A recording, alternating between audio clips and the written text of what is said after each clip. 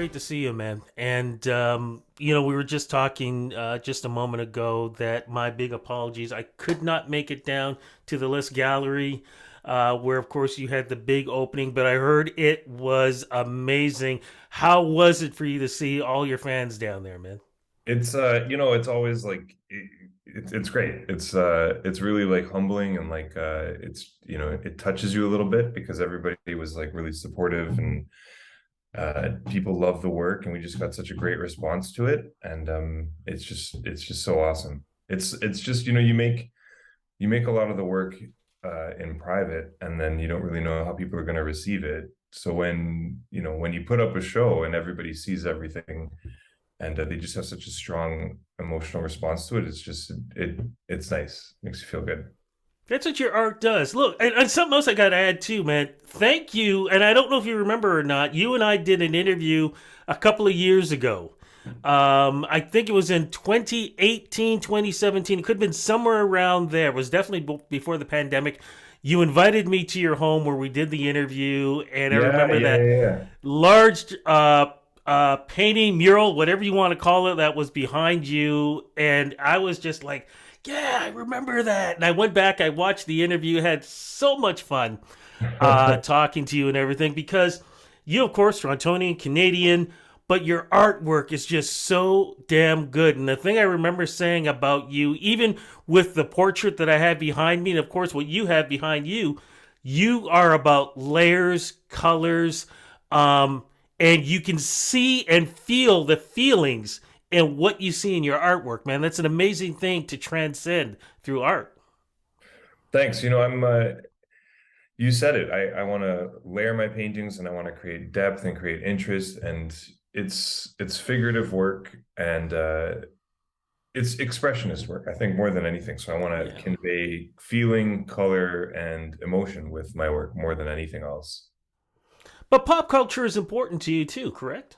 For sure, for sure. I mean, I think we all live in the media. We all watch TV and, especially with the internet now, we all live in this digital space. And I like to incorporate iconic symbols that I think are recognizable to me and recognizable to other people as well. And that helps people get a connection to the work. But how do you create art as a almost like a zoom lens? And when I say that, it's like even watching what you have behind you with one of the greatest of all time. Hmm. You can tell it's almost like 3D without being 3D. How do you do that? Yeah, how do I do that? I mean, it doesn't always happen the way you want, right? It's like, it's experiential. You do a little bit, you try one thing, doesn't work, you try another thing, it works, and you try to hold on to the things that work and let go of the things that don't. But one of the ones, well, the one behind me, a big part of how the depth was created was spray paint, So I'm a muralist and a graffiti artist also. So you take that experience and you bring it into your painted work. And so I sort of like use spray paint as like a glancing kind of like, instead of like spray painting directly on the canvas, you kind of spray paint sideways and you just get that glancing sort of that spray that sort of highlights some of the texture. And I love, love, love, love doing that. And Biggie's got a little bit of it in the background there. Definitely. When we talked about how your career began, one of the things he mentioned to me was 3 years old. You were 3 years old, and the fact that your mom remembers you barely being able to hold a pencil, but you were drawing airplanes and cars and a whole bunch of things. Yeah, yeah.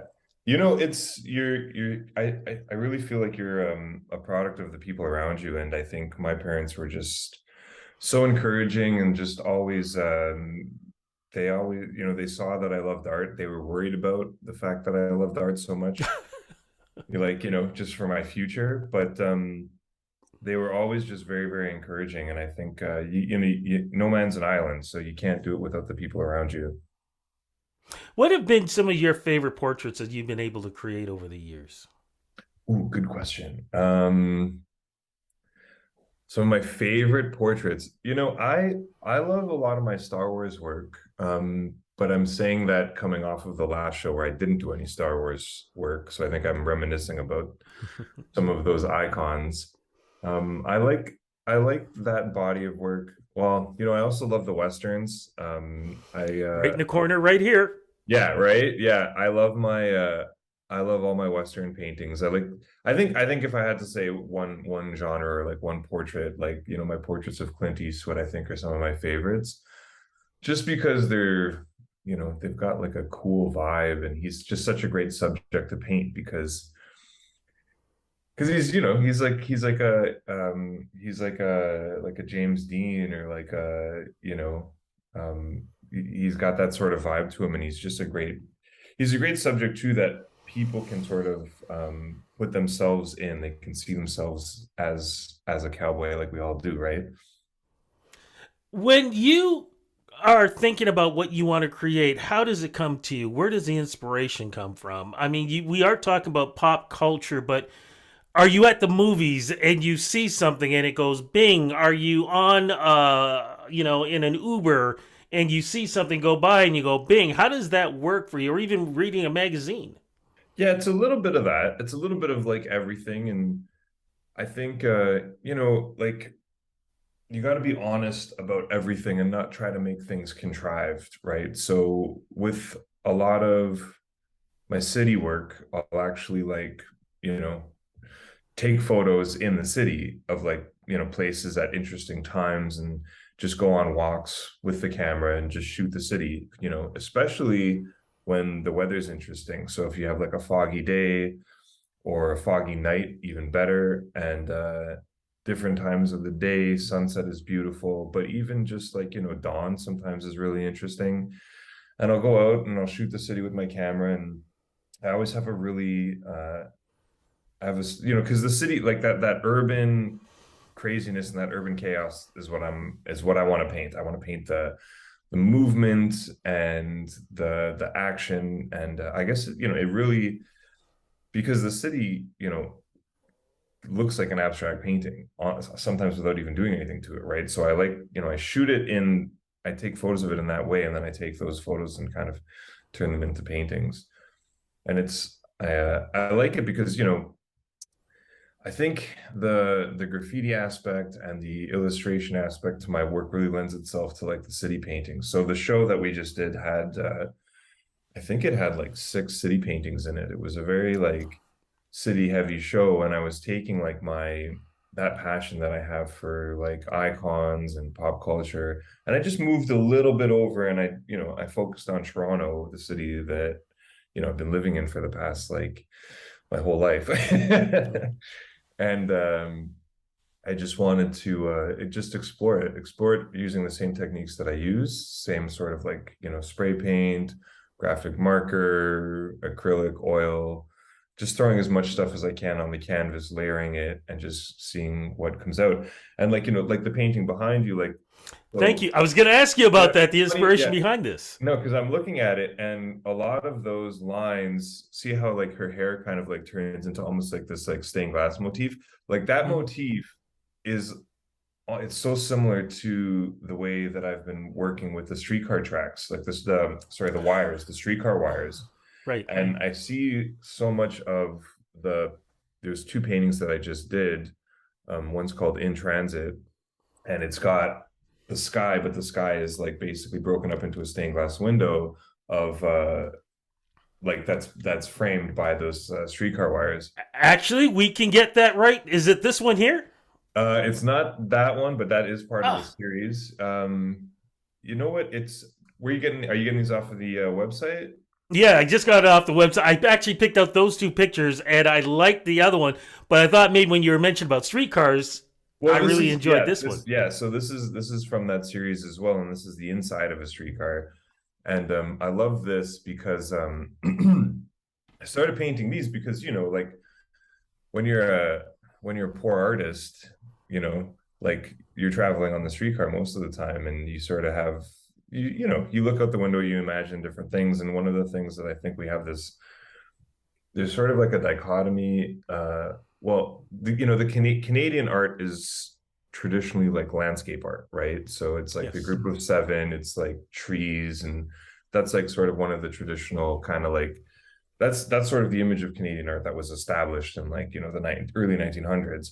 And so it's a tradition, and I love the tradition. And what I wanted to do is I wanted to try to mix that sort of iconic Canadian landscape with a very iconic Canadian urban symbol, which to me is the streetcar, right? It's like Canada's biggest city, Canada's only city with streetcars. I mean, one of the only cities in like North America with streetcars, one of the most northern cities with streetcars. And to me, it's just a very iconic Torontonian image, but also a very iconic Canadian image. And I think it's one that hasn't really been put forward and explored very much in Canadian art. And that's where that comes from. I'm just curious though, why the colors that you chose? Yeah, why the colors? I love color. I don't wanna what's the word? Um Again, like, you know, you're in the studio, I try to work in the moment as much as possible, and you grab a color and it speaks to you at that in that moment and you use it. And you know, so the bat like I really wanted, so the colors of the trees, the purples and the reds, for me that's sort of like, you know, that's like the Muskoka sunset, that's like the Uh, the pristine lake, that's like, you know, chilling on the dock at sunset, which is also a very interesting thing to think of when you're in a streetcar, you know, because like, you know, we don't like, cottages used to be, I think, a very easy thing, a very attainable thing, but now it's like they're just, you know, mythical, right? Like, so that image of like, you know, wanting to be elsewhere, and wanting for this, like, you know, this peace and this serenity, and not being able to get it, and being kind of stuck inside of a streetcar, is sort of something again that I wanted to explore with that piece. no, it's funny because I feel like I hear exactly what you're saying. It's almost like, you know, I'm heading to work, but I'm dreaming about, oh, I'd love to be at the cottage and stuff. But when I look at this picture, the inside of the streetcar, I feel like I should be cold. Like I should be shivering. And outside is where the warmth is. Yeah, yeah. Well, in a way, I mean, that's an interesting way of reading it, because it's sort of the streetcar is like, it's a bit of a trap, but it's also a means of conveyance, but it's a means of conveyance that won't take you there, you know? Like it doesn't go there. And it's also like you know, depending on what branch of the socioeconomic ladder you're on, might not take you there either, you know. So it's like it's a trap, but it's also like a ladder in the same way. I don't know. It's such an interesting symbol. Absolutely. I'm just curious though, do we have a book coming out with all of your latest work? Good question. Good question. We will, but it's probably gonna be it's gonna be at least a year, maybe 6 months. We'll see. Okay, and how long is the exhibit going to be there? Because folks should realize what we're looking at are things that they can purchase. Yes, exactly. So I mean, all the works are for sale.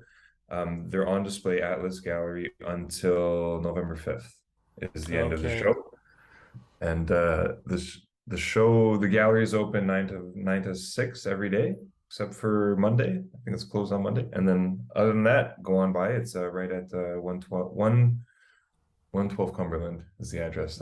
All these things I should know. Yeah, no problem, my friend. But we also have a website that we can always go to. Hmm. Absolutely. So a lot of the work is on the website. It's on my website, and we share everything on Instagram and all that good stuff.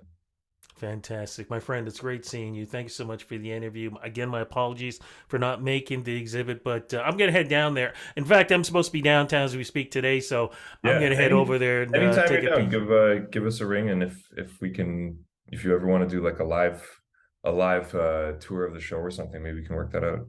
I love it, man. Look, you take care. Thanks again. We'll definitely talk soon. Take care, Rudy. Pleasure.